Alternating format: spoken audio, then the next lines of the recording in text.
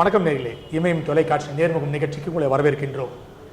பல்வேறு அரசியல் தலைவரை சந்திக்கூடிய நிகழ்ச்சியில் விடுதலை சிறுத்தை கட்சியின் தலைவர் திரு தொல் திருமாவளவனை சந்திக்கின்றோம். வணக்கம் சார். இப்போ பரபரப்பாக பேசப்பட்ட விஷயம், கடந்த மாதம் அந்த பொங்கல் திருவிழாவில் வந்து ஒரு 7 நாட்கள் பரபரப்பாக பேசப்பட்ட விஷயம் வந்து இந்த ஜல்லிக்கட்டு. மாணவர்கள் அனைவரும் வந்து பீச்சில் கூடி பல்வேறு பள்ளியில், பீச் மட்டும் இல்லை, மெரினா பீச் மட்டும் இல்லை, திருச்சி, கோவை, பல்வேறு மதுரை போன்ற பள்ளியில் கூடி இந்த கோரிக்கையை வச்சுருந்தாங்க. மத்திய மாநில அரசு பணிந்து அந்த கோரிக்கையை வந்து நிறைவேற்றிருக்கிறாங்க, இந்த ஜல்லிக்கட்டு விஷயத்தை. அதை எப்படி பார்க்குறீங்க? இது ஒரு தன்னெழுச்சியான போராட்டம். தமிழகம் இதுவரையில் கண்டிராத ஒரு மகத்தான எழுச்சி. அதிலும் குறிப்பாக கட்சி சார்பற்ற முறையில் மாணவர்களும் இளம் தலைமுறையை சார்ந்தவர்களும் இதில் பங்கேற்றார்கள். பல லட்சக்கணக்கானோர் பங்கேற்றார்கள் என்பது ஒரு புதிய வரலாறு. இதனால் இன்றைக்கு மத்திய மாநில அரசுகள் பணிந்து நம்முடைய பிடிவாதத்தை தளர்த்தி நம்முடைய பண்பாட்டை பாதுகாப்பதற்கான ஒரு சட்ட பாதுகாப்பை உருவாக்கி தந்திருக்கிறார்கள். அதுவும் இன்றைக்கு பாதுகாப்பற்ற நிலையில் இருக்கிறதோ என்கிற அச்சமும் ஒருபுறம் நிலவிக்கொண்டுதான் இருக்கிறது. ஆனாலும் கூட 1938 மொழிப்போர், 65 இரண்டாவது மொழிப்போர், அந்த இரண்டும் மாணவர்களால் நடத்தப்பெற்றது. வரலாற்றில் பதிவான மகத்தான நிகழ்வுகள். அதற்கு பிறகு நடந்த ஒரு மாபெரும் வரலாற்று பதிவு இந்த போராட்டம். மத்திய மாநில அரசுகள் பணிந்து இன்றைக்கு புதிதாக ஒரு சட்டத்தை இயற்றக்கூடிய நிலை உருவாகி இருக்கிறது. அதிலும் மாநில அரசு இப்படி ஒரு சட்டத்தை இயற்றுவது இதுதான் முதல் முறை என்றும் சொல்லப்படுகிறது. ஆகவே இதை நான் வரவேற்கிறேன். நீங்கள் ஒரு அரசியல் கட்சி தலைவராக இருக்கீங்க. ஆனால் இந்த மாணவர் போராட்டத்தில் வந்து எந்த ஒரு அரசியல் கட்சி தலைவரும் வரக்கூடாது, அவர்கள் கொடி பங்கேற்கக்கூடாதுன்ற ஒரு மிகப்பெரிய விஷயத்தை சொன்னாங்க. எப்படி ஒரு ஆசாமில் பல ஆண்டுகளுக்கு முன்பு மகந்தா தலைமையிலே வந்து ஆசாம் கனபரிஷத் உருவாகிச்சோ அது மாதிரி உருவாகுமோ என்று பலரும் கருத்து தெரிவிச்சிட்டு இருக்காங்க.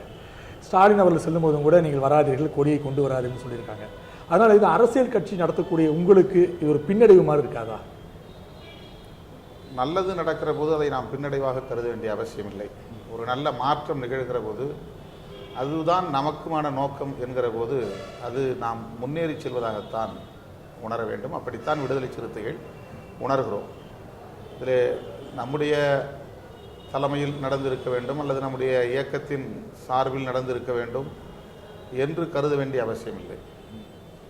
தமிழகத்தில் இன உணர்வு மேலோங்கி தமிழர்களுக்கான பாரம்பரியத்தை, பண்பாட்டை பாதுகாக்க வேண்டும் என்கிற அடிப்படையில் ஒரு மாற்றம் நிகழ்கிற போது அதுதான் நம்முடைய நோக்கமும் என்கிற போது அது எந்த வகையிலும் பின்னடைவு இல்லை என்பது என்னுடைய கருத்து.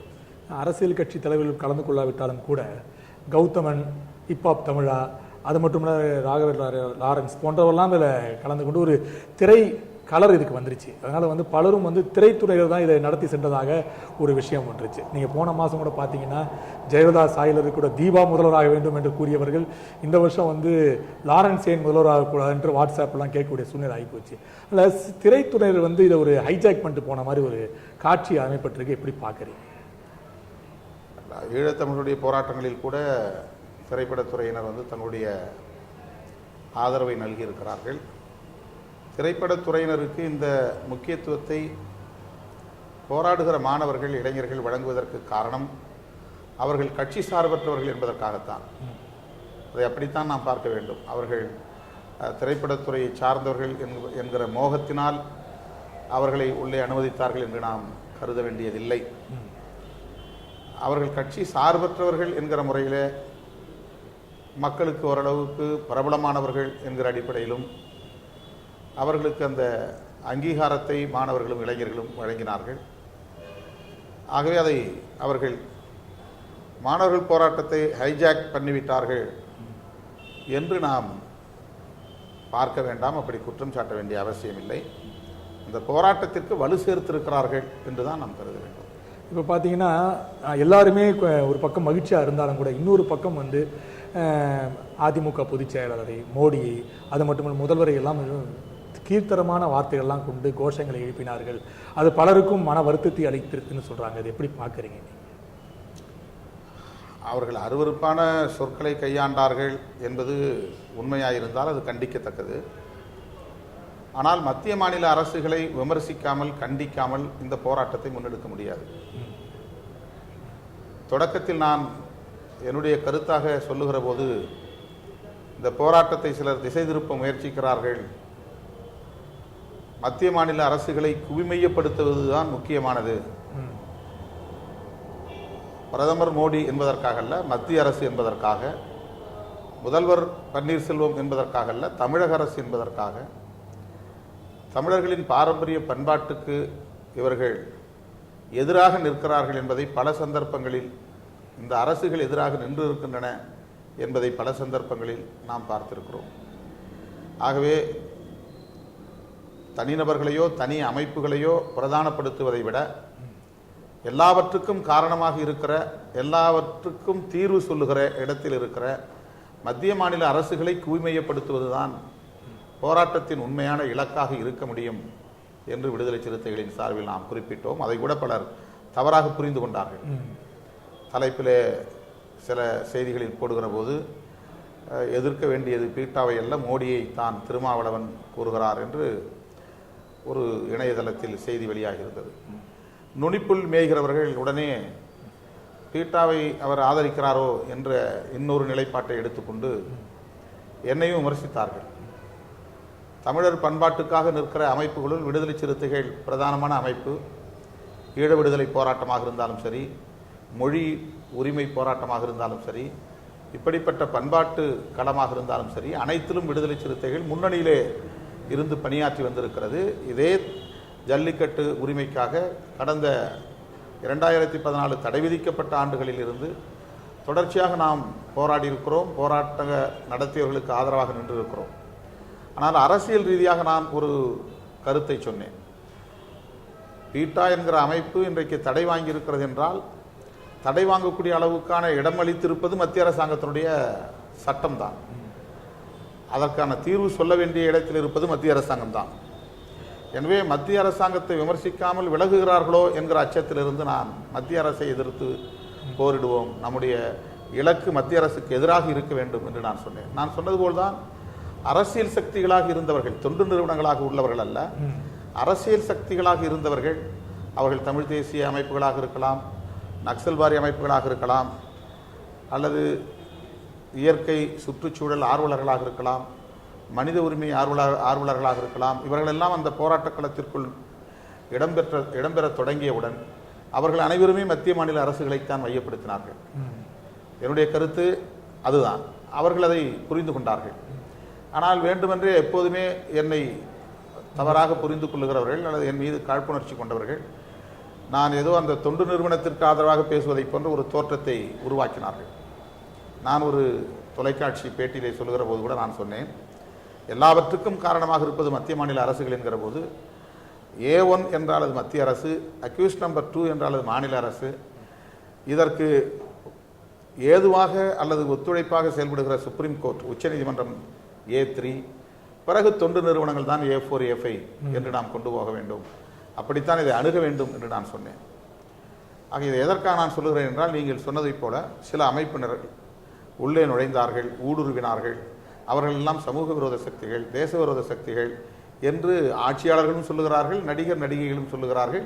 இந்த போராட்டத்தை ஒருங்கிணைந்த சில தொண்டு நிறுவன அமைப்பை சார்ந்தவர்களும் சொல்லுகிறார்கள். அதை நான் மறுக்கிறேன்.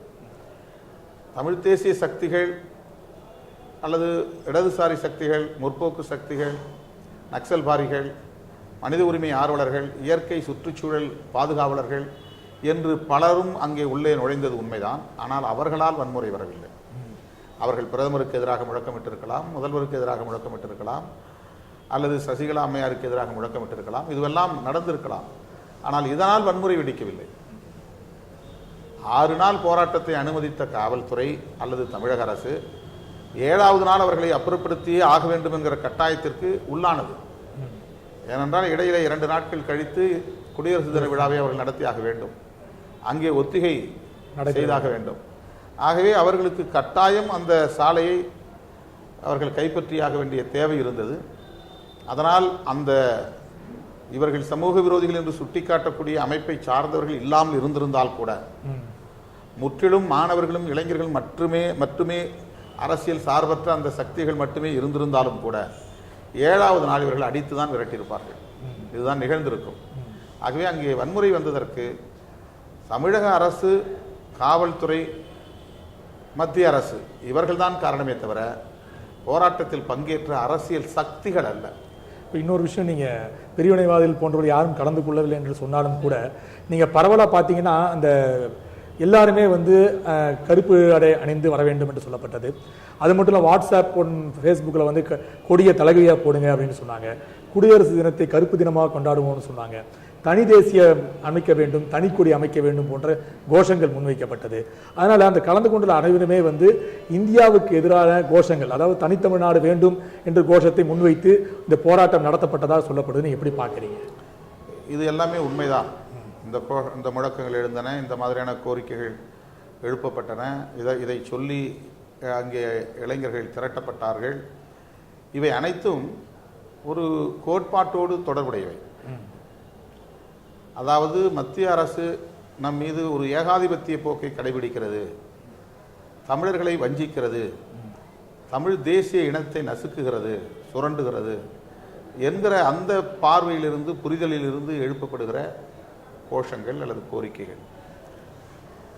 அப்படி எழுப்பியதற்காகத்தான் இவர்கள் லத்திச்சார்ஜ் செய்தார்களா என்ற கேள்வி வருகிறது.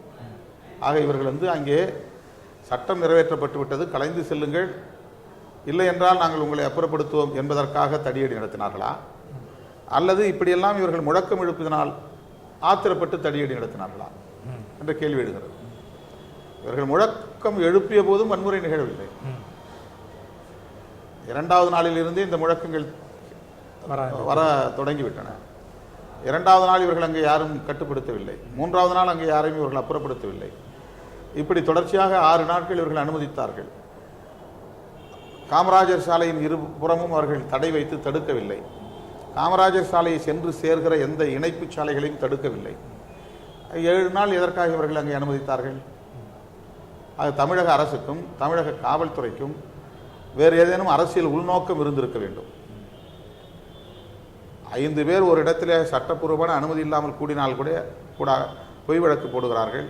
அன்லாஃபுல் அசம்பிளி, சட்டவிரோதமான திரட்சி என்று சொல்லி வழக்கு போடுகிறார்கள்.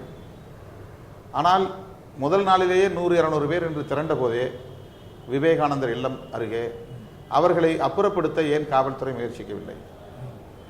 அவர்கள் மீது இவர்கள் எஃப்ஐஆர் போட்டிருக்கிறார்களா? இவர்கள் சட்டவிரோதமாக கூடினார்கள் என்று வழக்கு பதிவாகி இருக்கிறதா? ஆக தொடக்கத்திலிருந்தே இவர்கள் அனுமதித்ததற்கு என்ன காரணம்? ஆக தமிழக அரசுக்கு ஒரு உள்நோக்கம் இருக்கிறது. தமிழக அரசு இதை அனுமதிக்கிறது மத்திய அரசுக்கு அழுத்தம் கொடுப்பதற்காகவா, அல்லது தமிழ்நாட்டில் நிலவுகிற அரசியல் நெருக்கடிகளை திசை திருப்புவதற்காகவா, ஆளுங்கட்சிக்கு எதிரான சிக்கல்களில் இருந்து தப்பித்துக் கொள்வதற்காகவா என்று பல கேள்விகள் எழுகின்றன. ஆக இவர்கள் ஏதோ ஒரு உள்நோக்கத்தோடு தான் 6 நாட்கள் அனுமதித்திருக்கிறார்கள். மத்திய அரசுக்கு ஒரு அழுத்தத்தை கொடுக்க வேண்டும் என்கிற எண்ணமாயிருந்தால் அது வரவேற்கக்கூடியது. ஆனால் தங்களுக்கு தனிப்பட்ட முறையிலே ஆளுங்கட்சிக்கும் அரசுக்கும் எதிராக நிலவுகிற நெருக்கடிகளை திசை திருப்புவதற்காக என்றால் அதை நாம் வரவேற்க முடியாது. ஆக எப்படியோ இவர்கள் வரவேற்றதால், அனுமதித்ததால், எந்த இடத்திலும் தடை செய்யாததால் இவ்வளவு பெரிய எழுச்சியை அங்கே காண முடிந்தது. திடீரென்று அவசர சட்டம் நிறைவேற்றியாகிவிட்டது, நீங்கள் கலைந்து செல்லுங்கள். எப்படி 1,00,000 பேர் திரண்டு இருக்கிற இடத்துல ஒரு நொடியில் கலைந்து போக முடியும்? அதுவும் அவசர சட்டம் என்பது பாதுகாப்பானதா என்று தெரியவில்லை. அதன் மீது ஏராளமான சந்தேகங்கள் எழுந்துள்ளன. இப்படிப்பட்ட நிலையில் முதல்வர் சொன்னார் என்றவுடன் எப்படி அந்த கூட்டம் கலையும்? ஆகவே அந்த கூட்டத்தை கலைப்பது என்பது வெறும் வார்த்தையால் முடியாது. ஒன்று, அந்த சட்டம் பாதுகாப்பானது என்றவர்கள் தெளிவுபடுத்த வேண்டும், அதன் பிறகு கலைந்து செல்வார்கள். அல்லது இந்த சட்டத்தை நாம் சரியாக இல்லாவிட்டாலும் பரவாயில்லை, பின்னால் நாம் மீண்டும் ஒருங்கிணைந்து போராடலாம் என்று அவர்களை வழிநடத்துவதற்குரிய தலைமை அங்கே இருந்திருந்தால் அவர்கள் கலைந்து போயிருப்பார்கள். இந்த இரண்டுமே இல்லை. 6 நாள் பொறுத்த தமிழக அரசு 7வது நாள் பொறுத்திருந்தால் என்ன? 6 நாள் அனுமதித்த தமிழக அரசு 7வது நாள் அனுமதித்தால் என்ன? ஏதோ ஒரு அரசியல் நாடகம் செய்து மாணவர்கள் இளைஞர்களின் சக்தியை தங்களுக்கு சாதகமாக பயன்படுத்தி கொண்டார்களோ என்ற ஒரு கேள்வியும் இதில் எழுகிறது. ஆகவே இந்த வன்முறைக்கு சமூக விரோத சக்திகள் நீங்கள் சொல்வது போன்ற கோஷங்களை எழுப்பியவர்கள் காரணம் என்று நான் சொல்ல மாட்டேன். அப்படி சொன்னவர்களை இவர்கள் அடையாளம் கண்டு நடவடிக்கை எடுக்கட்டும். அந்த மாதிரி முழக்கம் எழுப்பியவர்கள் யார் என்று உளவுத்துறையின் மூலம் இவர்கள் கண்டறிந்திருப்பார்கள், வீடியோ பதிவு செய்திருக்கிறார்கள். அதன் மீது இவர்கள் நடவடிக்கை. ஆனால் அப்பாவி மக்கள் மீது தாக்குதல், மீனவர்கள் மீதும் தலித்துகள் மீதும் மிக கடுமையான மூர்க்கமான தாக்குதல் நிகழ்ந்திருக்கிறது. கைது செய்யப்பட்டவர்களில் பெரும்பாலானவர்கள் தலித்துகளாகவும் மீனவர்களாகவும் தான் இருக்கிறார்கள். இப்போது பார்த்தீங்கன்னா இதை குலைப்பதற்காக, சீர்குலைப்பதற்காக மோடி அவர்கள் தன் உள்துறையை செயல்படுத்தி இருக்கின்றார். உள்துறை உள்ளே இறங்கி இதற்கான வேலைகளை செய்திருக்கிறார்கள் என்று சொல்லப்படுது. அது மட்டுமல்ல, பல ஆண்டுகளாக நீ பார்க்க போனோம் என்றால் எப்படி வெள்ளையர்கள் கீழே நம்ம ஒரு அடிமையாக வாழ்ந்தோமோ, காவல்துறை எப்படி செயல்பட்டதோ அதே போல்தான் இன்றும் காவல்துறை ஒரு 10 பேரை பார்த்தாங்கன்னா தடியடி செய்ய வேண்டும், பிரச்சனை செய்ய வேண்டும். அவர்கள் எந்த ஒரு கூட்டம் நியாயமாக இருந்தாலும் கூட அதை கலைக்க வேண்டும் என்று வெள்ளையர் காலத்து அந்த மென்டாலிட்டி இன்னும் காவல்துறையில் இருக்கிறது. அதனால இப்போ இந்த கூட்டம் நடைபெற்றதோடு கலைத்தார்கள். சில வீடியோஸில் அவங்களே ஆட்டோவை கொளுத்துது போன்ற சம்பவங்கள்லாம் காட்டப்பட்டது. ஆனால் ஜார்ஜ் இதெல்லாம் மார்பிங், இதெல்லாம் உண்மை இல்லைன்னு சொல்றாரு. அதனால இது போன்ற சம்பவங்கள் காவல்துறை வந்த உடனே அவர் ஒரு வெறி வந்து விடுகிறது. இப்போது இல்லை, பல ஆண்டு காலமாக இந்த திண்ணவேலியில் பிரச்சனை நடந்த போடும் கூட பல்வேறு தலைப்பில் தாமிரபரணிகளை பலன் புதித்து தற்கொலை செய்யக்கூடிய சூழ்நிலை ஏற்பட்டு காவல்துறை அதிகாரிகளோட இந்த செயல்பாட்டில். ஸோ தொடர்ந்து இந்த செயல்பாடு இருக்கு. இந்த முறை இந்த மாதிரி ஏற்பட்டிருக்கு, எப்படி பார்க்குறீங்க? அதாவது அரசு என்றாலே அது ஒரு ஒடுக்குமுறை கருவி என்றுதான் உலகம் முழுவதும் புரிந்து கொள்ளப்பட்டிருக்கிற உண்மை. அரசாங்கத்திற்காக உருவாக்கப்படுகிற ஒரு நிறுவனம் தான் காவல்துறை. அரசு எதை நினைக்கிறதோ அதை செய்வது. அப்படி இருக்கிற போது நாம் வெள்ளைக்காரன் காலத்தில் இருந்த மாதிரி காவல்துறை இருக்கக்கூடாது என்று எப்படி எதிர்பார்க்கலாம்? வெள்ளைக்காரன் காலத்தில் அரசு இருந்தது, இப்போதும் அரசு இருக்கிறது. அரசு இருந்தால் காவல்துறை இருக்கும், காவல்துறை இருந்தால் ஒடுக்குமுறை இருக்கும். இந்த அடிப்படையை நாம் புரிந்து கொள்ள வேண்டும். இதற்கு பின்னாலும் அப்படித்தான் இருக்கும் காவல்துறை. இன்னும் 500 ஆண்டுகள் போனாலும் அப்படித்தான் இருக்கும் காவல்துறை. ஏனென்றால் அரசின் குணம் மாறாத போது காவல்துறையின் குணம் மாறாது. அரசின் குணம் எப்போது மாறும் என்றால், ஜனநாயக சிந்தனை உள்ளவர்கள் ஆட்சி பீடத்திற்கு வரும்போதுதான் அரசின் பண்பு குணம் மாறும். ஆதிக்கம் செலுத்துகிறவர்கள் ஆட்சி பீடத்தில் இருக்கிற போது அவர்களின் குணம்தான் அரசின் குணமாக இருக்கும். அரசின் குணம்தான் காவல்துறையினுடைய பண்பாக இருக்க முடியும். எனவே காவல்துறை தாக்கிவிட்டது என்பது ஏதோ ஒரு வினோதமான ஒன்று, புத்தம் புதிய ஒன்று, புதிதாக நடந்துவிட்ட ஒரு அதிசயம் என்பதை போன்று நாம் பார்க்க முடியாது. இப்படித்தான் நிகழும் என்பது நாம் யூகித்த ஒன்று. இவ்வளவு தூரம் மக்களை திரள அனுமதித்து விட்டார்கள். திரளுகிற இந்த மக்களை இவர்களால் எளிதால் அப்புறப்படுத்த முடியாது. ஒரு வன்முறை நிகழ்ந்துதான், அரச வன்கொடுமை நிகழ்ந்துதான் அது கலைக்கப்படும். இது எதிர்பார்த்தது தான். ஆகவே இதில் ஒன்றும் ஆச்சரியப்படுவதற்கு எதுவும் இல்லை. இப்போ நீங்கள் தாக்கப்பட்ட பல பகுதியில் போய் பார்க்க வந்திருக்கீங்க, அங்கே இருக்கிற மக்கள் குறைகள்லாம் கேட்டிருக்கீங்க. அவர் என்ன குறைகளை முன்வைக்கிறார்கள்? நீங்கள் என்ன அரசிடம் உங்கள் கோரிக்கை வைக்கிறீங்க? அது ஆண்களும் பெண்களும் வைத்த முதல் கருத்து என்னவென்றால், கோரிக்கையை விட வந்தவர்கள் போலீஸே இல்லை, பொறுக்கிகள். இதுதான் எல்லாருடைய வாயிலும் வந்தது. நான் 4-5 பகுதிகளை சுற்றி பார்த்தேன். ரூதரபுரம், மீனாம்பாள்புரம், நடுக்குப்பம், சிவராஜபுரம், மாட்டாங்குப்பம், இந்த பகுதிகளெல்லாம் நான் போய் பார்த்தேன். மீனவர்களும் தலித்துகளும் தான் அங்கே பெரும்பான்மையாக வசிக்கிறார்கள். அந்த போராட்டத்தில் பங்கேற்காத பலர் அதிலே கடுமையாக பாதிக்கப்பட்டிருக்கிறார்கள். ஒரு நாள் கூட அந்த மெரினா பக்கம் போகாதவர்கள் எல்லாம் அடி வாங்கியிருக்கிறார்கள். மாட்டாங்குப்பத்திலே பிரேம்நாத், ரஞ்சித் 2 பேரும் நீச்சல் பயிற்சி வீரர்கள். பிரேம்நாத் என்பவர் ரயில்வே துறையிலே பணியாற்றக்கூடியவர். 26 வயது தான் ஆகிறது. 500க்கும் மேற்பட்ட மெடல்கள் வாங்கியிருக்கிறார். ரயில்வே துறையிலே பணியாற்றக்கூடியவர் 6 ஆண்டுகளில் ஏராளமான பரிசுகளை ரயில்வே துறைக்காக நீச்சல் போட்டியிலே பெற்று தந்திருக்கிறார். அவர் அந்த காவல்துறையினர் உள்ளே வேட்டையாடி கொண்டிருந்த போது தெரியாமல் வீட்டுக்கு வந்து விட்டார். அவ்வளவுதான். ஒரு இளைஞன் கிடைத்தால் போதும் அவர்கள் துவம்சம் செய்து விடுவார்கள். அவன் அந்த போராட்டத்தில் ஒரு நாள் கூட பங்கேற்றவன் இல்லை. மீனவ சமூகத்தை சார்ந்தவன். ரஞ்சித் அவனுக்கு பயிற்சி கொடுக்கக்கூடிய பயிற்சியாளர், ட்ரெயினர். 2 பேரையும் அவ்வளவு கடுமையாக தாக்கி கைகால் எலும்புகள் கூட நொறுங்கி போயிருப்பதாக தகவல்கள். 2 பேரும் மருத்துவமனையிலே அனுமதிக்கப்பட்டு பிறகு புழல் சிறையிலே அடைக்கப்பட்டிருக்கிறார்கள். அவர்கள் எல்லாம் அந்த பகுதியை சார்ந்த அத்தனை பேருமே அந்த அவருடைய பெற்றோர் உட்பட வந்தவர்கள் போலீஸ் மாதிரி எங்களுக்கு தெரியவில்லை. ஒன்று போலீஸே இல்லை, வேறு யாரோ ரவுடிகள் போலீஸ் உடையில் வந்தார்கள் என்றும் புரிந்து கொள்ளலாம். அல்லது போலீஸாரே பொறுக்கிகளைப் போல ரவுடிகளைப் போல செயல்படுகிறார்கள், அப்படித்தான் அவர்கள் நடந்து கொள்கிறார்கள், அவர்கள் பண்பு அப்படித்தான் இருக்கிறது என்றும் புரிந்து கொள்ளலாம். ஆக எல்லோரும் ஒரே மாதிரியாக இந்த கருத்தை சொன்னார்கள். அவெல்லாம் போலீஸே கிடையாது, அவெல்லாம் பொறுக்கிகள் தான், ரவுடிகள் தான். ஏன்னா பெண்கள் முன்னால் வந்து அவங்களுடைய ஆடையை கழட்டி ஜிப்பை திறந்து வயதான பெண்மணிகள்கிட்ட கூட அருவருப்பான வார்த்தைகளால் பேசியிருக்கிறார்கள். மேலே போட்டிருந்த ஆஸ்பெஸ்டாஸ் ஓடுகளை உடைத்து கொண்டு உள்ளே போய் ஆட்கள் இருக்கிறார்களா என்று தேடி இருக்கிறார்கள். அவர்கள் வீசிய பெரிய ஒரு கல் வந்து ஒரு வீட்டில் உடைஞ்சி கீழே விழுது. அந்த விழுந்தது பக்கத்தில் குழந்தை படுத்திருந்திருக்கு. சில அங்குலம் தான் அந்த கல் வந்து நம்ம தள்ளி விழுந்திருந்தா அந்த குழந்தை இறந்துருக்கும்.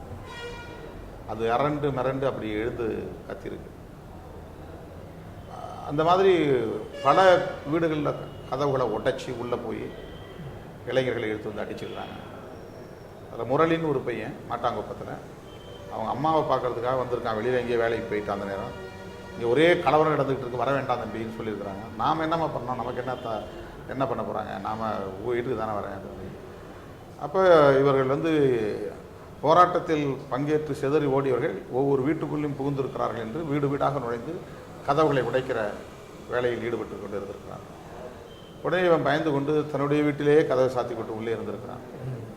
அந்த கதவை உடைத்து அவனை வெளியே இழுத்து போட்டு அவ்வளவு அடி, அவன் முதுக முழுக்க ரணகலமாக இருக்கிறது. வாட்ஸ்அப்பிலே ஒரு படம் பார்த்தோம், அவனுக்கு 8 வயது கூட இருக்காது. அவன் எப்படி இந்த அடியை தாங்கி விட்டு பிறகு எழுந்து நடக்கிறான் என்று நான் யூகிக்க முடியவில்லை.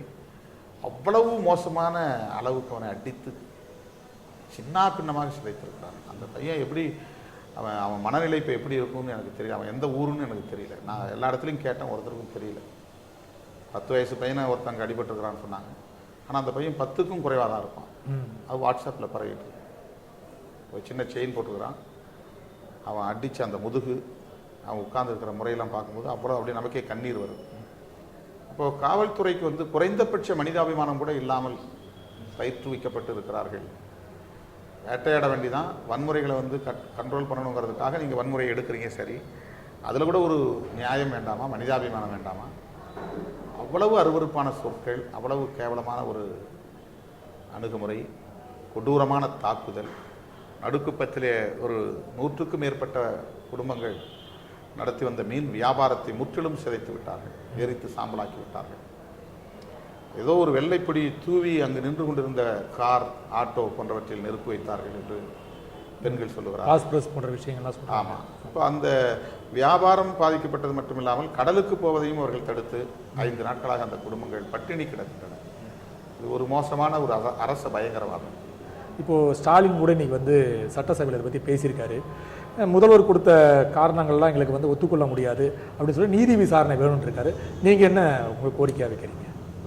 எத்தனையோ வன்முறை வெறியாட்டங்களில் அரச பயங்கரவாத நடவடிக்கைகளின் போது, துப்பாக்கிச் சூட்டின் போது நீதி விசாரணை கமிஷன்கள் பல அமைக்கப்பட்டிருக்கின்றன. எந்த நீதி விசாரணை கமிஷன்களாலும் பயன் கிட்டவில்லை. பெரும்பாலும் இப்படி அரசினால் நியமிக்கப்படுகிற நீதி விசாரணை குழு அரசு எதை எதிர்பார்க்கிறதோ அப்படி அறிக்கையை தருவது, கோரிக்கைகளை தருவது என்பது ஒரு வாடிக்கையாக இருந்து வருகிறது. தலித் மக்களுக்கு எதிரான வன்கொடுமைகள் ஏராளம். அதற்கு எத்தனையோ நீதி விசாரணை குழுக்கள் அமைக்கப்பட்டன, ஆணையங்கள் அமைக்கப்பட்டன. ஒரு அறிக்கை கூட தலித்துகளுக்கு சாதகமாக கிடையாது. ஆகவே அதன் மீது நமக்கு நம்பிக்கை இழந்து விட்டது. இதில் நீதிமன்றம் தலையிட்டு இருக்க வேண்டும். ஜோமோட்டாவாக அவர்களே இதை ஒரு விசாரணைக்கு எடுத்துக்கொண்டிருந்திருக்க வேண்டும். நீதிமன்றம் ஏனோ தலையிடவில்லை. ஆனாலும் இப்போது நமக்கு முன்னால் இருக்கிற அந்த கோரிக்கை நீதி விசாரணையாகத்தான் இருக்கிறது. அப்புறம் இன்னொரு விஷயம் வந்து நம்ம பரவலாக இப்போ பேசுகிற விஷயம் என்னென்னா, எல்லாருமே இந்த A1 A2 இந்த பால் வந்து இங்கே கலப்படமாக இருக்குது, அதனால தான் வந்து நமக்கு வந்து சத்தான பால்கள்லாம் வந்து கிடைக்காம ஜெர்சி மாட்டு பால் கிடைக்குது அப்படின்னு ஒரு குற்றச்சாட்டு வைக்கிறாங்க. ஆனால் சில நிறுவனங்கள் சொல்கிறாங்க, சில பேர் என்ன சொல்கிறாங்க, உலகத்தில் இருக்கக்கூடிய அத்தனை பசு ஜெர்சி மாடாக இருந்தாலும் சரி, நம்ம நாட்டு மாடாக இருந்தாலும் சரி, அதன் பால் வந்து ஒரே சத்து உடையது தான். அதில் வந்து A2 A1 அப்படி சொல்கிறதெல்லாம் வந்து ஆஸ்திரேலியாவில் ஒரு நிறுவனம் கொண்டு வந்த விஷயம். அதனால் இதெல்லாம் வந்து ஒரு போலியான விஷயம்னு சில பேர் சொல்கிறாங்க. சில பேர் இல்லை இது உண்மைன்றாங்க. இது நீங்கள் எப்படி பண்ணால் கண்டிப்பாக உங்களுக்கு தெரியாமல் இருக்காது, நீ அதான் கேட்கலான்னு ஒரு கேட்க. அதாவது இது ஒரு விஷயம் மட்டும் இல்லைங்க.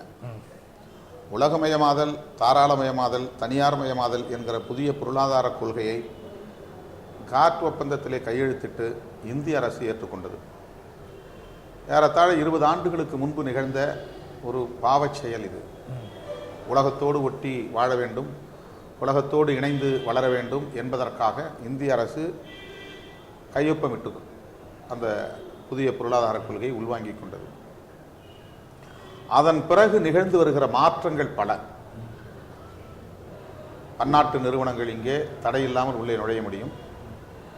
அந்நிய முதலீடுகள் நேரடியாக இங்கே கொண்டு வந்து குவிக்க முடியும். வளர்ந்த நாடுகளின் உற்பத்திகளை கொண்டு வந்து இங்கே சந்தைப்படுத்த முடியும். இன்னும் என்னென்ன வகையிலெல்லாம் அவர்கள் வளரும் நாடுகளில், 3ஆம் உலக நாடுகளில் நுழைந்து ஆதிக்கம் செய்ய முடியுமோ அவ்வளவையும் அவர்களால் செய்ய முடியும். உலக நாடுகளை 3 வகையாக பிரிக்கிறார்கள். 1ஆம் உலக நாடுகள், 2ஆம் உலக நாடுகள், 3ஆம் உலக நாடுகள் என்று. பொருளாதாரத்திலே வளர்ச்சியடைந்த நாடுகள், வல்லரசாக வளர்ச்சியடைந்த நாடுகள், வல்லரசுகளாக வளர்ச்சியடைந்த நாடுகளை முதல் உலக நாடுகள், 1ஆம் உலக நாடுகள், பொருளாதாரத்தில் தன்னிறைவு பெற்ற நாடுகளை 2ஆம் உலக நாடுகள், வளருவதற்காக போராடி கொண்டிருக்கிற நாடுகளை 3ஆம் உலக நாடுகள் என்று நாம் சொல்கிறோம். இந்த 3ஆம் உலக நாடுகளின் வரிசையில் முன்னணியில் இருக்கிற ஒரு நாடு தான் இந்தியா. வல்லரசுகளின், வளர்ந்த நாடுகளின் உற்பத்திகளை கொண்டு வந்து சந்தைப்படுத்துவதற்கான ஒரு களமாக இந்தியா மாறிக்கொண்டிருக்கிறது. இந்த பால் விவகாரம் மட்டுமல்ல, எல்லாவற்றிலுமே பன்னாட்டு நிறுவனங்களின் தலையீடு இருக்கிறது. ஒரு பன்னாட்டு நிறுவனம் முதலீடு செய்கிறது என்றால் அதை வீழ்த்துவதற்கு இன்னொரு பன்னாட்டு நிறுவனம் அவர்களுக்கு எதிரான பல செய்திகளை பரப்புகிறார்கள். அது வணிக போட்டி. எந்த தேசத்திலும் வளரும் நாடுகளில் அவர்களுக்கான உள்ளூர் அடையாளம் என்பதை பாதுகாக்க முடியாமல் திணறிக் கொண்டிருக்கிறார்கள். நாட்டு மாடுகள் அழிந்து கொண்டிருக்கின்றன என்று நாம் சொல்லுகிறோம். அது ஒன்றும் இப்போது ஜல்லிக்கட்டுக்கு தடை போட்ட பிறகு நிகழ்ந்ததல்ல. அது 25 ஆண்டுகளுக்கு முன்பே அருகிக் கொண்டு வருகிறது. ஆனால் நாம் அதை ஒரு அடையாளமாக வைக்கிறோம். ஜல்லிக்கட்டு காளைகளும் அழிந்து போகும் என்கிற நிலையிலே நாட்டு மாடுகளும் அழிந்து போகும் என்று நாம் சொல்லுகிறோம். ஆனால் உண்மையில் அதற்கு முன்பே அழிந்து கொண்டிருக்கின்றன. நாட்டு கோழிகள் நம்மிடத்தில் இருக்கின்றன. முட்டையிடுவதற்கென்று லகான் கோழிகள், நம்முடைய கோழி அது. கறி தின்பதற்கென்று பிராய்லர் கோழிகள், இது நாட்டுக்கோழி இல்லை. இப்போ நாட்டுக்கோழியை பார்க்க முடியவில்லை. நாட்டுக்கோழி இனங்கள் பல கிராமங்களில் அழிந்து போய்விட்டன.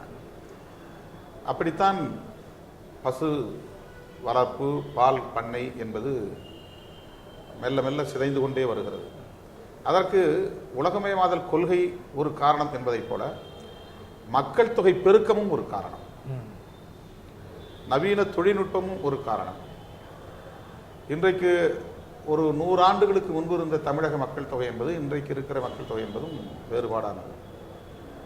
அப்போ இந்தியாவில் இன்றைக்கு 110 கோடி பேர் இருக்கிறோம். ஆனால் நாடு விடுதலை பெறுகிற போது வெறும் 30 கோடி தான் பாரதி பாடுறாங்க. 70-80 கோடி மக்கள் இந்த 60-70 ஆண்டுகளில் பெருகி இருக்கிறோம். அப்போ மக்கள் தொகை பெருக்கம் என்கிற போது தேவையினுடைய அளவு பெருகுகிறது. அப்போ தேவை என்று பெறுகிற போது உற்பத்தி பெருக்க வேண்டிய அவசியம் இருக்கிறது. உற்பத்தியை பெருக்குவதற்கு நவீன தொழில்நுட்பங்களை கையாள வேண்டிய தேவை எழுகிறது. நவீன தொழில்நுட்பங்களை கையாளுவதற்கு உலகமயமாதல் கொள்கை அவசியமாகிறது. ஆக இந்தியா அல்லது இந்தியாவை ஆளுகிறவர்கள் அதை நியாயப்படுத்துகிறார்கள். இதனால் நம்முடைய பசும்பால் என்பது நாட்டு மாடு பசும்பால் அந்த பண்ணை வளர்ப்பு முறை மாறி ஒரு நாளைக்கு பல லிட்டர் பால் கறக்கிற புதிய வகை கலப்பின வகை மாடுகள் தேவைப்படுகின்றன. எப்படி முட்டை போடுவதற்கென்று லகான் கோழிகள் தேவைப்படுகின்றனவோ, எப்படி கறிக்கோழிக்கு பிராய்லர் சிக்கன் தேவைப்படுகின்றனவோ, அப்படி தினந்தோறும் கோடிக்கணக்கான மக்கள் பால் அருந்துவதற்கு, தேநீர் சாப்பிடுவதற்கு, காஃபி அருந்துவதற்கு, குழந்தைகளுக்கு பால் கொடுக்க, கடவுள் சிலைகளுக்கு பாலாபிஷேகம் செய்ய, நடிகர்களின் கட்டவுட்டுக்கு பாலாபிஷேகம் செய்ய பால் தேவைப்படுகிறது. ஆக இந்த பால் நாட்டு மாடுகளிலிருந்து கிடைக்காது என்பதனால் வணிகர்களும் சரி, பெரிய பெரிய தொழிலதிபர்களும் சரி அதை வரவேற்கிறார்கள். ஆக நாம் எதிர்க்க வேண்டியது குறிப்பிட்ட சில அமைப்புகளை அல்ல. சில பேர் நாம் சொல்லுகிற அரசியலை புரிந்து கொள்ளாமல் ஏதோ இந்த அமைப்பை ஆதரிக்கிறோம் என்று அரைவேக்காட்டுத்தனம் என்று கூட நாம் சொல்லலாம். யாரையும் நாம் பழிக்கக்கூடாது. ஆனால் புரிந்து கொள்ளாமல் நம் மீது அவதூறு பரப்புவதை ஏற்றுக்கொள்ள முடியவில்லை. இப்போ எத்தனை அமைப்புகளை நீங்கள் எதிர்க்க முடியும்? பன்னாட்டு நிறுவனங்கள் என்பது ஒன்றா? வெறும் பெப்சி கோலாவா? வெறும் கொக்கோ கோலாவா? இந்த பெப்சி கோலா கொக்கோ கோலா விஷயங்களில் வெறும் குளிர்பானங்கள் மட்டுமல்ல, அக்வாஃபினா கிண்ல தண்ணீர் கூட. குளிர்பானத்தை நிறுத்தினால் போதும், இப்போ தண்ணீரை நாம் நிறுத்தினா என்ன யோசிச்சு பாருங்க. ஆக எதிர்க்க வேண்டியது, நான் மறுபடியும் என்ன சொல்ல வருகிறேன் என்றால், இந்த நிறுவனங்களை நாம் எதிர்க்க வேண்டும், இந்த நிறுவனங்களை எல்லாம் எதிர்க்க வேண்டும். ஆனால் இதற்கெல்லாம் வாசலை திறந்து வைத்திருக்கிற இந்திய அரசின் பொருளாதார கொள்கையை எதிர்க்க வேண்டும். இந்திய அரசினுடைய பொருளாதார கொள்கைதான் நீங்கள் சொல்லுகிற ஜெர்சி மாடு இங்கே வருவதற்கு காரணம். கதவுகளை திறந்து வைத்திருக்கிற, சிவப்பு கம்பளத்தை விரித்து வைத்திருக்கிற மத்திய அரசின் புதிய பொருளாதார கொள்கைதான், அந்த கொள்கைக்கான நிலைப்பாடு தான் காரணமே தவிர அந்த நிறுவனங்கள் மட்டுமே காரணம் அல்ல. இன்றைக்கு இங்கே KFC வந்துவிட்டது, மெரிபுரம் வந்துவிட்டது. அங்கெல்லாம் போனால் இன்றைக்கு முனியாண்டி விலாசுக்கு போக வேண்டும் என்கிற ஆசை யாருக்கும் கிடையாது. ஒரு காலத்தில் நல்ல கோழிக்கறி சாப்பிட வேண்டும், நல்ல மட்டன் சாப்பிட வேண்டும், வறுவல் சாப்பிட வேண்டும் என்று சொன்னால் முனியாண்டி விலாசை தேடியவர்கள் உண்டு, பொன்னுசாமி ஹோட்டலை தேடியவர்கள் உண்டு. இன்றைக்கு நல்ல சிக்கன் சாப்பிட வேண்டும், மொறு என்று சாப்பிட வேண்டும் என்றால் KFC எங்கே இருக்கிறது என்று ஒரு குறுந்தாடி படம் போட்ட ரெஸ்டாரண்ட்டுக்கு தேடி போகிறார்கள். மெரி பிரவுன் அங்கே போனால் வெறும் சிக்கன் தான், அப்படியே முழு கோழியை உங்களுக்கு வறுத்து தருவார்கள். ஒரு கோழியை 2 கோழியை முழுமையாக நீங்கள் சாப்பிட்டு விட்டு வெளியே வரலாம். சாப்பிட அவ்வளவு தூரம் உங்களுக்கு அது சுவையாக இருக்கும், அமிர்தமாக இருக்கும். இவையெல்லாம் எப்படி உள்ளே வந்தன? ஊருக்கு ஊர் உள்ளூர் சந்தை இருந்தது. நமக்கு தேவையானவற்றை பெட்டி கடைகளில் வாங்கி கொண்டோம், மளிகை கடைகளில் வாங்கி கொண்டோம். அவையெல்லாம் இன்றைக்கு காணாமல் போய்விட்டன. பெரிய பெரிய மால்கள் வந்து விட்டன. இன்றைக்கு ஃபீனிக்ஸ் மால் என்கிறோம், ஸ்பென்சர் மால் என்கிறோம், எக்ஸ்பிரஸ் அவென்யூ மால் என்கிறோம், பெரிய பெரிய மால்கள். இதற்கான ஃபார்முலா எங்கிருந்து வந்தது? புதிய பொருளாதார கொள்கையிலிருந்து வந்தது. ஆக நாம் மால்களை கூட எதிர்க்க வேண்டும். அப்படி என்றால் உள்ளூர் சந்தைகளை வைக்க வேண்டும். ஆக இது ஒரு பெரிய முரண்பாடான ஒரு விஷயம்தான். இது தேசத்தின் வளர்ச்சிக்கானதா அல்லது நம்முடைய பாரம்பரியத்தை பாதுகாப்பதற்கானதா என்ற கேள்விகளுக்கு விடை தேடுவதிலிருந்து தான் இதை நாம் புரிந்து கொள்ள முடியும். என்னுடைய கருத்து என்னவென்றால், இப்படி பன்னாட்டு நிறுவனங்களின் ஆக்கிரமிப்பு இந்த மண்ணில் நிலைபெறக்கூடாது என்று சொன்னால், தனித்தனி பன்னாட்டு நிறுவனங்களை எதிர்ப்பது என்பதை விட மத்திய அரசின், மாநில அரசின் பொருளாதார கொள்கை நிலைப்பாடுகளை எதிர்த்து நாம் போராட வேண்டும். இப்போ நீங்கள் சொன்ன மாதிரி இந்த பெப்சி கோக் அப்படின்னு சொன்னீங்க. கடந்த ஒரு 10 நாளாக மாணவர்கள் மத்தியில் இந்த பெப்சி கோக் சாப்பிடக்கூடாதுன்னு ஒரு விழிப்புணர்வு மாதிரி சொல்லி அது ஒரு 10-15% குறைஞ்சி போச்சுன்னாங்க. ஆனால் இன்னொரு பக்கம் பார்த்தீங்கன்னா டிராபிகானாவோட விற்பனை ஒரு 15% அதிகமாகி போச்சு. எல்லாம் நினைக்கிறாங்க பெப்சி கோக் மட்டும் தான் நிறுவனம், டிராபிகானா கோக்கோட இன்னொரு நிறுவனம் யாருக்கும் தெரியாது. அதே மாதிரி எத்தனை பன்னாட்டு நிறுவனங்களை எதிர்ப்பது நம்முடைய ஹிந்துஸ்தான் லிவர் இங்க இருக்கு. அதே பாகிஸ்தான் போனா பாகிஸ்தான் லிவர், ஸ்ரீலங்கா போனா ஸ்ரீலங்கா லிவர். அவங்க லண்டன்ல இருந்து ஆரம்பிச்சிருக்காங்க. ஆனா நம்ம நினைக்கிறாங்க ஹிந்துஸ்தான் லிவர்னா இது நிறுவனம் மட்டும் தான் நினைச்சுக்கிறாங்க. அதான் என்ன பண்றாங்க, பெப்சி கோக் மட்டும் தான் அந்நிய நாட்டு பொருள், ஃபேண்டா ஸ்ப்ரைட் எல்லாம் இந்த நாட்டு பொருள் மாதிரி ஒரு சூழ்நிலை ஏற்பட்டிருக்கு. அப்புறம் என்ன சொல்றாங்க, இந்திய நாட்டு பொருள் போவன்டோ போன்ற விஷயங்கள்லாம் நம்ம கொண்டு வரணும், அதை குடிக்கணும். கோலாங்கிறது ஒரு பன்னாட்டு நிறுவனம், பெப்சி கோலாங்கிறது ஒரு பன்னாட்டு நிறுவனம், அவங்க அமெரிக்கன் பேஸ்டு. இவங்க 2 பேரும் காம்படிட்டர்ஸ். இவன் ஒருத்த மாசா போட்டா ஒருத்த ஸ்லைஸ் போடுறான். அது கொக்கோ கோலா பெப்சி கோலாவுக்கு கீழே 6-7 வகையில் அவன் ஒரே கம்பெனி தான். ஆமா, ப்ராடக்ட்ஸ் மாறுது, நேம் தான் மாறுது. அது பலருக்கு புரிதல் இல்லாமே இருக்கு அந்த விஷயம். அதே மாதிரி தண்ணீரும் அப்படிதான் பண்றாங்க. ஒருத்தன் கின்லேன்னு போடுறான், ஒருத்தன் அக்வாஃபினான்னு போடுறான். இது ரெண்டுமே பெப்சி கோலாவோட தொடர்புடையது, கொக்கோ கோலாவோட தொடர்புடையது. ஆக கோலா நிறுவனங்கள் பன்னாட்டு நிறுவனங்கள். இப்போ இது மட்டும் இல்லைன்றா, இப்போ நீங்கள் சொன்ன மாதிரி டிராபிகானாங்கிறது ஒரு பன்னாட்டு நிறுவனத்தோட. பட் அது என்னன்னா, கோக் குடிக்கல நம்ம டிராபிகானா குடிச்சிடலாம், அது மாதிரி ஒரு முடிவு எடுத்துறாங்க. அது தவறான முடிவா போகுது. மத்திய அரசாங்கத்தினுடைய புதிய பொருளாதார கொள்கையை நம்ம 90களின் தொடக்கத்திலேயே எதிர்த்து போராடி இருக்க வேண்டும். நம்முடைய இந்த அரசாங்கம் காட் ஒப்பந்தத்தில் கையெழுத்து போட்ட போதே எதிர்த்திருக்க வேண்டும். அப்ப நம்ம எதிர்க்கல. அப்ப நம்ம பாரம்பரியத்தை எப்படி பாதுகாக்க முடியும்? கிட்டத்தட்ட தும்ப விட்டு வாழ பிடிக்கிற மாதிரி இங்க எல்லாம் எஸ்டாப்ளிஷ் ஆயிட்டான். இந்தியர்களே நம்முடைய இந்த மண்ணை சார்ந்தவர்களே அங்க அதிகாரிகளாகவும் பணியாளர்களாகவும் இருக்கிறார்கள். இப்ப அந்த நிறுவனங்களை நீங்க மூடினீங்கன்னா அவ்வளவு பேருக்கு வேலை இல்லை. அப்ப அவங்களுக்கு என்ன மாற்று வேலை அப்படின்னு இன்னொரு கொஸ்டின் வருது, இன்னொரு கேள்வி எழுகிறது. கண்டிப்பா. அப்ப ரொம்ப காலம் கடந்து நம்ம இந்த போராட்டங்களை முன்னெடுக்கிறோம். அதே மாதிரி நீங்க இன்னொரு விஷயம் சொன்னா, நம்ம எல்லாம் போவன்டோ குடிப்போம், டோரினா குடிப்போம் எல்லாம் சொல்றாங்க. ஆனா அதுலயும் அதே கார்பனேட்டட் வாட்டர் தான். அதுல என்ன கார்பனேட் வாட்டர் இருக்கோ அதே கார்பனேட் வாட்டர் இதுல இருக்கு. அதுலயும் நமக்கு உடல் தீங்கு இருக்குன்னா இதுலயும் உடல் தீங்கு இருக்கு. இதுலயும் கிட்டத்தட்ட 8 லிட்டர் தண்ணீரை செலவு பண்ணா 1 லிட்டர் ஃபேண்டா வருதுன்னா அதே மாதிரி போவன்டோல வருது. அதனால இவர்களே ஆதரிப்பது போல நாம் தண்ணீர் சுரண்டப்படுதுன்னு சொன்னாலும் கூட இதே போல போவன்டோ நிறுவனத்திலும் தண்ணீர் சுரண்டப்படுது. அதை எப்படி பாக்குறீங்க? அது ஒரு பெரிய சப்ஜெக்ட்டுங்க. அதை மறைநீர் அப்படின்னு சொல்லுவாங்க. ஒவ்வொரு பொருளுடைய உற்பத்திக்கும் செலவாகக்கூடிய தண்ணீர் இருக்கு பாருங்க, அது வேற எந்த நாட்டிலும் இல்லாத அளவுக்கு நமக்கு விரயமாகிட்டு இருக்கு. இப்போ எல்லா நாடுகளும் அவுட் சோர்சிங்கிற பேர்ல இங்க செய்ய சொல்லி அங்க அவன் வாங்கிக்கிறான். அதை நாம இங்க பெருமையா நினைச்சுக்கிட்டு பெரிய வணிகம் நமக்கு லாபம் நினைச்சிட்டு வேலை எடுத்து செஞ்சுட்டு இருக்கிறாங்க. இப்ப திருப்பூருங்கிறதே என்னவா போச்சுன்னா வெளிநாடுகளுக்கு ஆடைகள் செய்து தரக்கூடிய ஒரு மாநகரமா மாறி போச்சு. வெளிநாடுகளுக்கு ஆடைகள் செஞ்சு தர்றதை நம்ம எப்படி பார்க்குறோம்னா நமக்கு அந்நிய செலாவணி நமக்கு நிறைய வருது, இங்கேருந்து நம்ம எக்ஸ்போர்ட் பண்ணுறோம். ஆனால் இந்த ஃபார்முலாவை தெரிஞ்ச அவன் இங்கேருந்து ரா மெட்டீரியல் வாங்கிட்டு போய் அங்கே வேலை செய்யலாம் இல்லையா? ஏன் அதை செய்யலாம்? அப்போ இங்கே அவன் அவனுடைய நாட்டில் இருக்கக்கூடிய நிலத்தடி நீரை அவன் சேமிக்கணும்னு நினைக்கிறான். அதுக்கு செலவாகக்கூடிய தண்ணீர் பாதுகாக்கப்படணும்னு நினைக்கிறான். அப்போ அவனுக்கு தேவையான பொருளை இங்கே உற்பத்தி செய்ய சொல்கிறான். இங்கே உற்பத்தி செஞ்சால் எந்த பொருளை உற்பத்தி செய்தாலும் தண்ணீர் என்பது ஒரு பெரிய பங்களிப்பு. தண்ணீர் இல்லாமல் எதையுமே நீங்கள் செய்ய முடியாது. எவ்வளவு கெமிக்கல்ஸ் நீங்கள் யூஸ் பண்ணாலும் சரி, எதுவாக இருந்தாலும் சரி, ஆடை உற்பத்தியாக இருந்தாலும் எந்த பொருள் உற்பத்தியாக இருந்தாலும் அத்தனை உற்பத்திகளுக்கும் தண்ணீர் என்பது முக்கியமானது.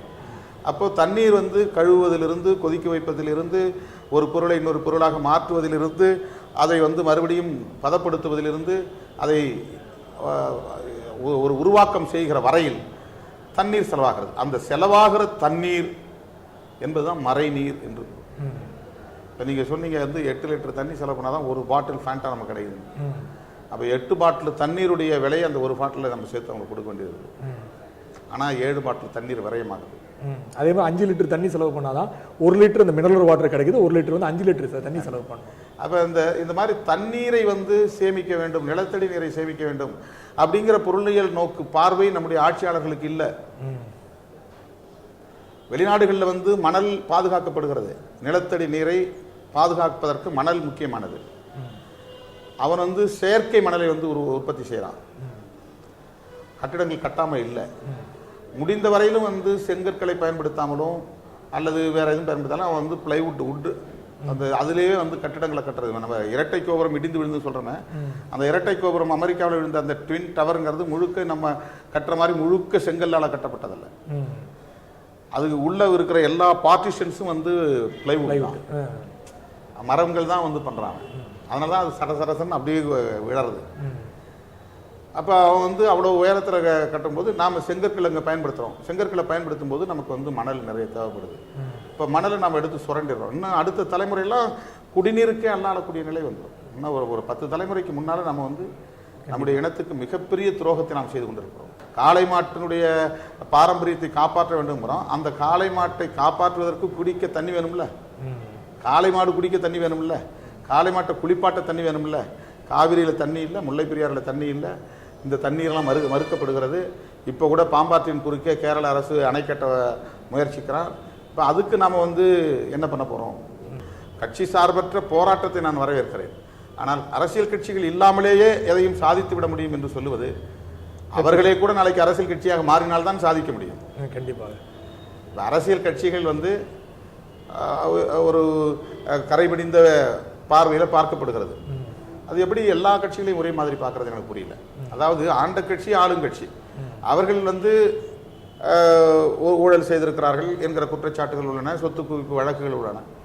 ஆனால் முற்போக்காகவும் ஜனநாயகமாகவும் சிந்தித்து மக்களுடைய பிரச்சனைகளுக்காக போராடக்கூடிய அரசியல் கட்சிகளும் இருக்கத்தான் செய்கின்றன. அந்த மாதிரியான கட்சிகளை அந்த கட்சிகளோடு இணைத்து பார்க்கிற அந்த பார்வையும் மாற்றப்பட வேண்டும். இப்போ வந்து நம்ம ஜல்லிக்கட்டு பற்றி பேசும்போது பல பகுதியில் நீங்களே ஜல்லிக்கட்டை எடுத்திருக்கீங்க. அதாவது டாக்டர் கிருஷ்ணசாமியாக இருந்தாலும் சரி, நீங்களா இருந்தாலும் சரி, ஒரு ஆதிக்க விளையாட்டாக பல இடங்கள் இருக்கிறதா சொல்லியிருக்கீங்க. அதே மாதிரி வன்னியரசு கூட 2-3 இடத்துல வந்து ஒரு ஆதிக்க விளையாட்டாக பார்க்கிறோம். நம்ம பல பகுதிகளில் வந்து அந்த மேல் ஜாதியோட காளைகளை விடும்போது தலித்துகள் அதை அடக்கக்கூடாதுன்னெலாம் பிரச்சனை செய்கிறார்கள் அப்படின்லாம் முன்னிறுத்தி சொல்றாங்க. நீங்க எப்படி பார்க்குறீங்க? டாக்டர் கிருஷ்ணசாமி சொல்றதுக்கும் விடுதலை சிறுத்தைகள் சொல்றதுக்கும் ஒரு வேறுபாடு இருக்கு. அவர் வந்து முற்றிலும் இந்த போராட்டத்தை ஆதரிக்கவில்லை, முழுமையாக எதிர்க்கிறார். நாங்கள் இதை தமிழர் பண்பாடாகவும் இதை பாதுகாக்கப்பட வேண்டும் என்கிற அடிப்படையிலும் மத்திய அரசினுடைய ஏகாதிபத்திய போக்கை எதிர்க்க வேண்டும் என்கிற அந்த கோணத்தில் இதை நாங்கள் பார்க்கிறோம். ஆனால் இந்த மாதிரியான விளையாட்டுகளில் சாதிய அணுகுமுறை இருக்கிறது என்பதைத்தான் வன்னியரசு போன்றவர்கள் சுட்டிக்காட்டினார்கள். அதுதான் கிருஷ்ணசாமி அவர்களும் சொல்லுவது. ஆனால் 2 பேரும் சொல்றதுல வேறுபாடு. அதுதான் நான் சொல்றேன். அவர் முற்றிலுமாக எதிர்க்கிறார், நாங்கள் ஆதரிக்கிறோம். ஆனால் உள்ளுக்குள் இந்த முரண்பாடுகள் இருக்கத்தான் செய்கின்றன, அதை மறுக்க முடியாது அப்படின்னு கேள்வி எழுப்புகிற போது நாம் சொல்ல வேண்டியிருக்கிறது. இதை இல்லை என்று மறுக்க முடியாது. ஆனாலும் கூட மத்திய அரசுக்கும் தமிழக மக்களுக்கும் இடையிலான முரண்பாடு கூர்மையடைந்து அதற்கான ஒரு போராட்டம் பரிணாமம் பெறுகிற போது அந்த போராட்டத்தில் மத்திய அரசை எதிர்ப்பதுதான் விடுதலை சிறுத்தைகளின் கடப்பாடு, நிலைப்பாடு. அப்படிதான் நாங்கள் எதிர்க்கிறோம். அதனால நாங்கள் அப்படி எதிர்க்கிறதுனால இங்கே சாதிய பிரச்சனைகளே இல்லைன்னு மறுத்திட முடியாது. அப்படி பல ஊர்களில் பிரச்சனை நடந்திருக்கு, கொலைகள் விழுந்திருக்கு. நான் கூட ஒரு தொலைக்காட்சியில பேட்டி சொல்லுகிற போது மதுரைக்கு பக்கத்திலே மாங்குளம் என்கிற இடத்தில் தலித்துகள் வந்து மாடு பிடித்ததற்காக எதிர்ப்பு வந்து தலித் அல்லாதவர்கள் தலித்துகளுக்காக நின்று ஒருவரை பலி கொடுக்க வேண்டிய நிலை வந்தது. இறந்து போனவர் தலித் அல்லாதவர், ஆனால் அவர் போராடியது தலித்துகளுக்காக. திராவிடர் கழகத்தை சார்ந்த ஒரு இளைஞர் கொல்லப்பட்டார். அது 15-20 ஆண்டுகளுக்கு முன்பு. ஆக எல்லா பிரச்சனைகளும் சாதி இருக்கிறது, ஜல்லிக்கட்டு மட்டும் கிடையாது. சாதி இருக்கிறது என்பதற்காக எல்லா பிரச்சனைகளிலும் நாம் விலகி நிற்க முடியாது. அந்த பிரச்சனைகளோடு நாம் இணைந்துதான் போராட வேண்டும். சாதி பிரச்சனைகளையும் எதிர்கொண்டே போராட வேண்டும். அதுதான். ஏன்னா இந்த விஷயத்தை ஆரம்பித்து வச்சதே ஒரு தலித் தான். அவர் வந்து ஒரு மகன் வந்து படம் வரைந்து கொண்டிருக்கும் பொழுது ஒரு மாடு முட்டியது காரணத்தால் அவர் மரணம் அடைந்து விட்டான்றதுக்காக அந்த மதுரை நீதிமன்றத்தில் ஒரு தலித் தான் இந்த வழக்கை கொண்டு போய் சேர்த்தாரு. அதுக்கப்புறம் தான் ஒரு நீண்ட பெரிய விஷயமா கொண்டு வந்து இவர் வரை நின்றுருக்கு. அதனால வந்து ஒரு தலித்தை இதை எதிர்த்திருக்கிறார் அப்படின்னு சொல்லப்பட்டு நீங்க எப்படி பார்க்குறீங்க? நாகராஜ் என்பவர் வழக்கு தொடுத்துதான் நான் கேள்விப்பட்டேன். அவர் தலித்தா தலித் அல்லாதவரா என்று எனக்கு தெரியாது. ஒரு தலித் என்று சொன்னாலும் அவர் சாதி அடிப்படையில் அதற்கு தடை கோரவில்லை.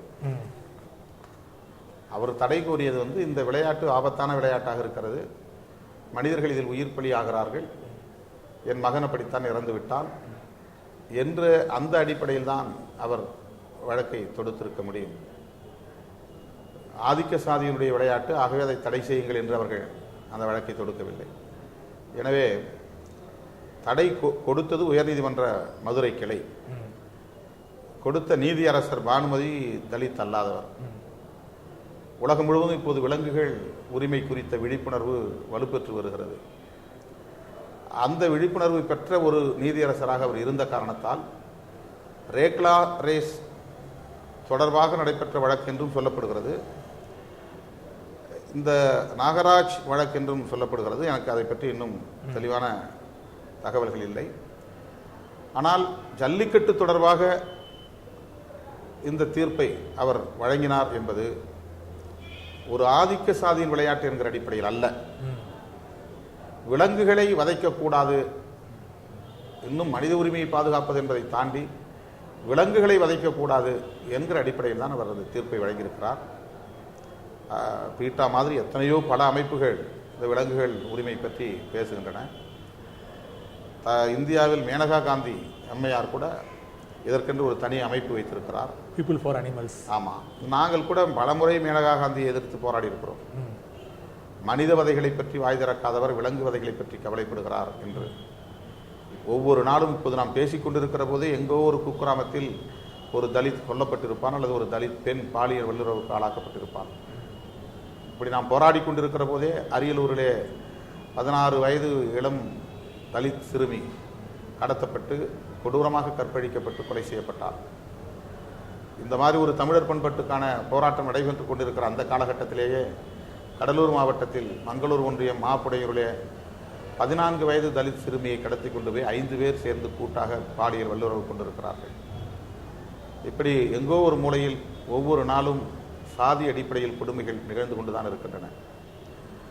ஆகவே சாதிய முரண்பாடுகள் இருக்கின்றன என்பதனால் பொது நீரோட்டத்தில் நாம் போராட வேண்டிய பிரச்சனைகளில் இருந்து விலகி இருக்க முடியாது. ஜல்லிக்கட்டுவை நாம் அப்படித்தான் பார்க்கிறோம். இப்போ மக்கள் நல கூட்டணியிலிருந்து அது ஒருங்கிணைப்பாளர் வைகோ அவரை விலகி விட்டார்கள். இப்போ நீங்கள் மக்கள் நல கூட்டணி நடத்திட்டு இருக்கீங்க. அது எப்படி இப்போ செயல்பாடு எப்படி இருக்கின்றது? அவர் விலகின அப்புறம் உங்கள் செயல்பாடு எப்படி இருக்கிறது? வழக்கம் போல உள்ளது.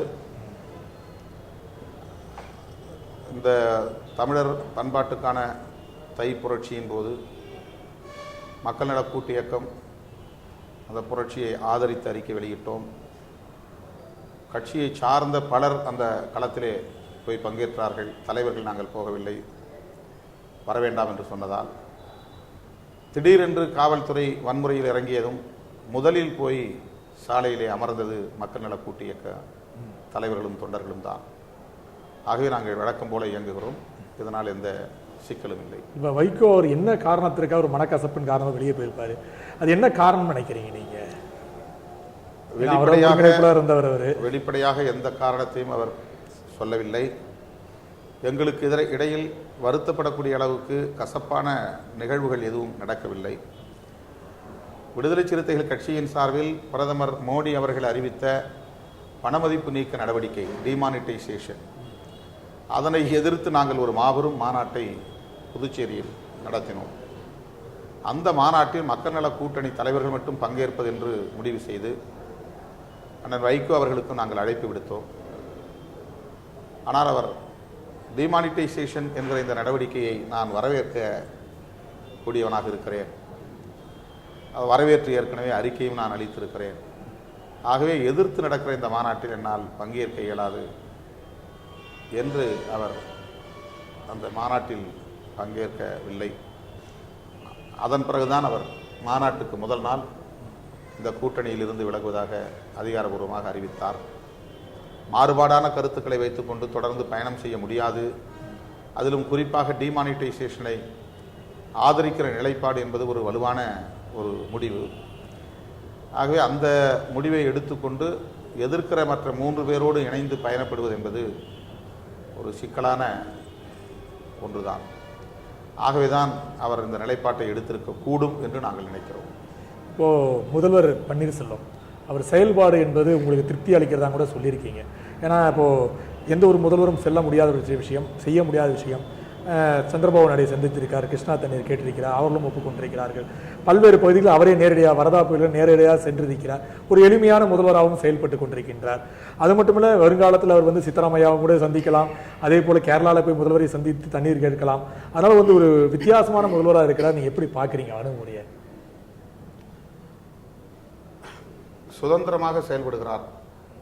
அவருக்கு செயல்படுவதற்கான சுதந்திரம் கிடைத்திருக்கிறது. நீங்கள் குறிப்பிட்டதைப் போல வார்தா புயல் பாதிப்பு ஏற்பட்ட போது